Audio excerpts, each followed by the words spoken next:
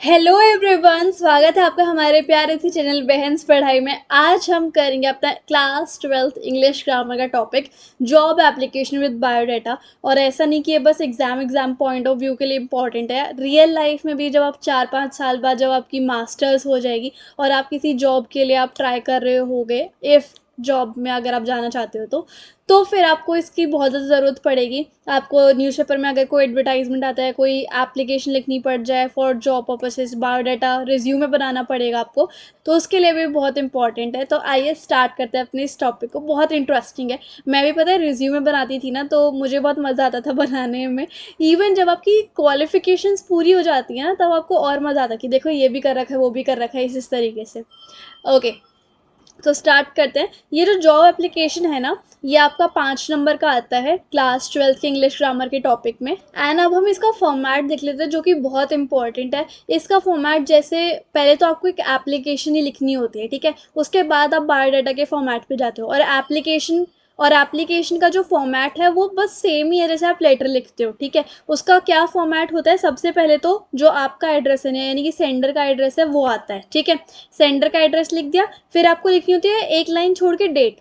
पहले खुद का एड्रेस, अगर क्वेश्चन में मेंशन है तो वेल एंड गुड, नहीं तो आप खुद वाला एड्रेस लिख देना।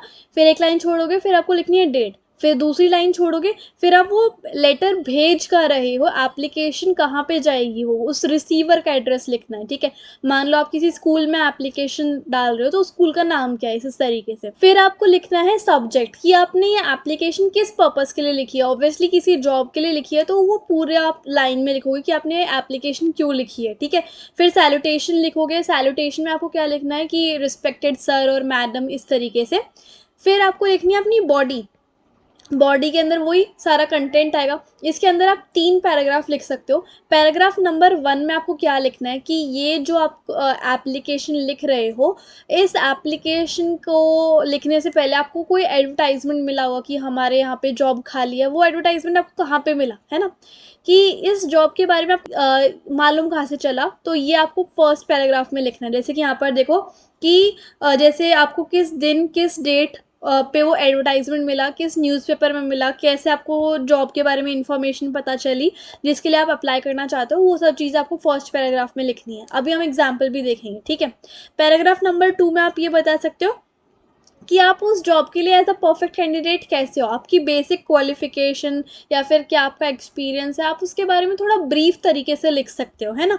और आप बता सकते हो कि आप किस तरीके से उस जॉब के लिए परफेक्ट हो। या फिर आप ये भी बोल सकते हो कि मैंने इस पैराग्राफ में, सेकेंड पैराग्राफ में, कि मैंने अपना बायोडाटा एनक्लोज कर दिया है इस एप्लीकेशन के साथ, ठीक है। और आप उसको देख सकते हो, और आप बता सकते हो कि मैं इंटरव्यू के लिए भी अवेलेबल हो सकती हूँ। या फिर सेकंड पैराग्राफ में आप इतना भी लिख सकते हो, मतलब बेसिक क्वालिफिकेशन लिख सकते हो। या फिर थोड़ी बहुत आप ये भी लिख सकते हो कि मैंने बायोडाटा इंक्लोज कर दिया, क्योंकि उस बायोडाटा के अंदर आपको ऑलरेडी सारे एक्सपीरियंस, अचीवमेंट, क्वालिफिकेशन, स्ट्रेंथ्स वगैरह ऑलरेडी होंगी, ठीक है। तो ये आप बताओगे। उसके बाद यहाँ पर point and keep in mind कि ये सब पॉइंट एंड क्लियर होना चाहिए, ज़्यादा बोस्टफुल नहीं होना चाहिए, मतलब टू द पॉइंट होना चाहिए। थर्ड पैराग्राफ में आप क्या लिखोगे, थर्ड पैराग्राफ में आपको ये लिखना है कि अगर आप चाहोगे तो मैं इंटरव्यू के लिए भी आ सकती हूँ, इस तरीके से, है ना। और उसके बाद आप और भी चीज़ें बता सकते हो कि looking forward for your positive response, इस तरीके से आप थर्ड पैराग्राफ में छोटा सा चीज़ लिख सकते हो, मेंशन कर सकते हो। और लास्ट में आप लिखोगे योर्स फेथफुली या फिर योर्स सिंसियरली, और अपना नाम लिख देना, और बस अपना नाम ही लिख देना, इस तरीके से। वैसे तो अगर क्वेश्चन पेपर में जो आपका नाम है वही आपको लिखना है, नहीं तो आप अपना भी लिख सकते हो इफ़ यू वांट, ठीक है। या फिर XYZ ABCD भी लिख सकते हो, इस तरीके से। अच्छा, अब यहाँ पर तो ये आपकी एप्लीकेशन वाला पार्ट हो गया। अब बायोडाटा कैसे लिखोगे, सबसे पहले तो आप ऊपर हेडिंग डालोगे कि बायोडाटा, ठीक है। बायोडाटा आपने हेडिंग डाली, उसके बाद आपका नाम, father name, date of birth expanded form में आप लिखोगे, लाइक 30 मई 2000, इस तरीके से। और address, age, contact number, email ID, nationality, आपका मैरिटल स्टेटस। फिर आपको ना अपनी एकेडमिक क्वालिफिकेशन भी मेंशन करनी होती है कि आपने क्या क्या कर रखा है, ठीक है। तभी तो उस पोस्ट के लिए देखा जाए कि आप सुटेबल हो भी या नहीं, कि आपने कौन कौन सी क्लासेस की हुई हैं, कौन कौन से एग्ज़ाम्स दिए हुए हैं, किस यूनिवर्सिटी या फिर बोर्ड से, किस कॉलेज से, क्या ईयर ऑफ पासिंग, और कितनी परसेंटेज आपको मिली है, ये सब आप लिखोगे। ऐसे टेबुलर फॉर्म में लिखना ये ज़्यादा बेटर लगता है, ठीक है। उसके बाद देखो यहाँ पे लिखा भी हुआ है कि qualification must be in the tabular form, है ना। अच्छा, अब आगे देखो क्या लिखा हुआ है, वर्क एक्सपीरियंस बताओगे आपको कि कितना आपको एक्सपीरियंस है ना। उसके बाद आपकी अचीवमेंट क्या है, लैंग्वेजेस कितनी आती हैं आपको, स्किल्स, वीकनेस, हॉबी, कोई रेफरेंस है कि मतलब आपको जानने के लिए कि आप कैसे कैसे हो काम करने में, किसी को कॉल करके पूछा जाए तो रेफरेंस बता सकते हो। फिर लास्ट में आपको डिक्लेरेशन लिखनी होती है कि आपने अभी तक जितनी भी इंफॉर्मेशन को प्रेजेंट किया है वो एकदम सही है, ट्रू है, ठीक है। डिक्लेरेशन, फिर डेट एंड प्लेस, सिग्नेचर, ये सब चीज़ें आपको मेंशन करनी होती है। तो अब हम एक एग्जांपल देख लेते हैं ताकि हमें और ज़्यादा अच्छे से तरीके से क्लियर हो जाए, ठीक है, कि कैसे कैसे लिखना है। तो सैम्पल क्वेश्चन देख लेते हैं। बाल विद्या पब्लिक स्कूल जो कि भिलाई में है, उनको अर्जेंट बेसिस पे पोस्ट ग्रेजुएट टीचर चाहिए, पॉलिटिकल साइंस पढ़ाने वाला। और उन्होंने एक एडवर्टाइजमेंट डाला है न्यूज़पेपर में जिसका नाम है भिलाई एक्सप्रेस। आप संजय या फिर संजना शर्मा हो और आप रहते हो 21 वसंत मार्ग भिलाई में, ठीक है। आपको लेटर लिखना है या फिर जॉब एप्लीकेशन लिखनी है और अपना CV या फिर रिज्यूमे उसके साथ अटैच करना है, ठीक है। तो सेंडर एड्रेस क्या हुआ, सबसे पहले तो हम एप्लीकेशन लिख लेते हैं। तो सेंडर एड्रेस क्या हुआ, सेंडर एड्रेस यहाँ पर देखो, यानी कि आपका खुद का एड्रेस, आप अभी के लिए हो संजना शर्मा या फिर संजय शर्मा, आपका खुद का एड्रेस क्या है, 21 वसंत मार्ग भिलाई, तो ये आपने लिख दिया, डन। उसके बाद आपको एक लाइन छोड़नी है, फिर आपको क्या लिखना है, डेट, डन। फिर आपको एक लाइन छोड़नी है, फिर आप किसके लिए लेटर लिख रहे हो, कौन सी ऑर्गेनाइजेशन, बाल विद्या पब्लिक स्कूल भिलाई, ठीक है, आपने लिख दिया। प्रिंसिपल को आप लिख रहे हो letter, Bal Vidya public school Bhilai, receiver address आ गया। एक लाइन छोड़ी, सब्जेक्ट क्या लिखोगे कि आप ये एप्लीकेशन किसके लिए लिख रहे हो, post graduate teacher for social sorry political science, ठीक है, अप्लाई फॉर दी पोस्ट, इस तरीके से। फिर आपको सैल्यूटेशन लिखनी है, यानी कि रिस्पेक्टेड सर और मैडम।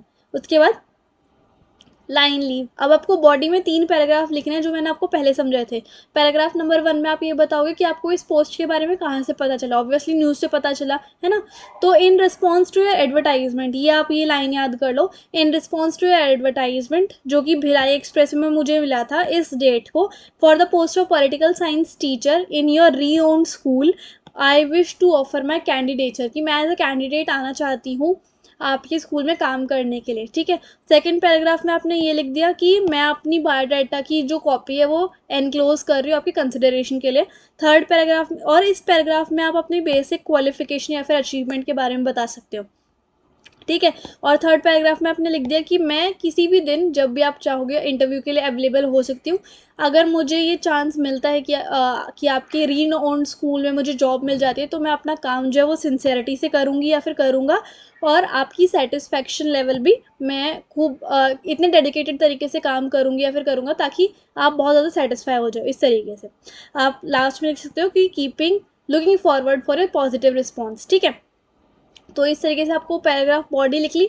अब थैंकिंग यू योर्स फेथफुली आपका नाम, और अब आप लगाओगे एनक्लोजर बायोडाटा की अटैच कर रहा हूँ, ठीक है। अब एनक्लोजर करोगे बायोडाटा की, हम बायोडाटा को अटैच कर रहे हैं, इसका मतलब ये होता है। फिर डालोगे हेडिंग बायोडाटा, अपना name, father name, date of birth, address, phone number, ये सब आपको लिखनी है। नेम आपका जो क्वेश्चन पेपर के क्वेश्चन में वो डालोगे, ठीक है। फादर नेम अपनी तरफ से लिख देना, डेट ऑफ बर्थ, एड्रेस जो क्वेश्चन पेपर में मेंशन है, फ़ोन भी अपनी तरफ से मेंशन कर देना, email, marital status, age, nationality, academic qualification उसके हिसाब से ही होंगी क्वेश्चन के हिसाब से कि किस किस चीज़ में मांगी हुई है, पॉल साइंस में BA, MA और B.Ed।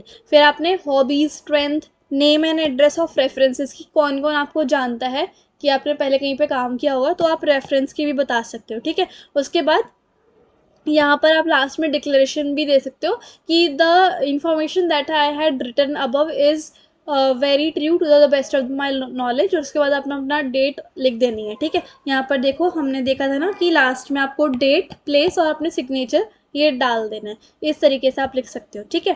तो आई होप आपको मेरे पढ़ाने का तरीका पसंद आया होगा और वीडियो भी काफ़ी अच्छी लगी होगी आपको, और आपको समझ भी आ गया होगा कि कैसे आपको एप्लीकेशन लिखनी है और कैसे बायोडाटा आपको प्रेजेंट करना है, ठीक है। कोई भी डाउट है आप मुझे इंस्टाग्राम पे फॉलो करके DM कर सकते हो, I will reply as soon as possible. And Telegram पे ये सब आपको नोट्स आराम से मिल जाएंगे, वहाँ पे मैंने ऑलरेडी शेयर कर दिए हैं, दोनों की लिंक आपको डिस्क्रिप्शन बॉक्स में मिल जाएगी। So if you like the video and the explanation then please do like, share, comment and subscribe the channel. Thank you so much.